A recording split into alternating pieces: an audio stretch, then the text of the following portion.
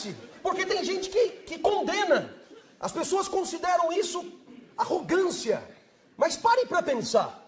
Se você vai ter que conviver com você mesmo até o fim, se você vai ter que se aguentar até o fim, se você vai ser espectador de você mesmo até o fim, é melhor que se encante com o que faz.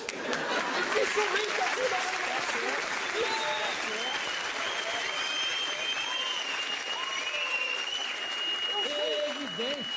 Eu sei que às 10 horas da manhã eu estou em cima da mesa gritando. E você então poderia pensar, professor, significa que qualquer um que estudar filosofia, morar no seu bairro, der aula na USP, quando chegar 10 horas e estiver dando aula, vai estar com a potência de agir em alta? Não, não.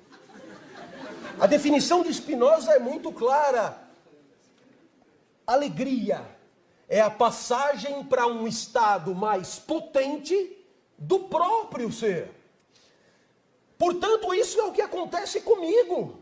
Professor, mas e eu? Sei lá, você. Vá procurar a sua alegria. Eu não sou guru. Eu não tenho a medida certa. Desculpe a brincadeira. Eu não sei quantos centímetros você tem que ter de barriga para que a sua vida seja boa. Eu estou falando de mim.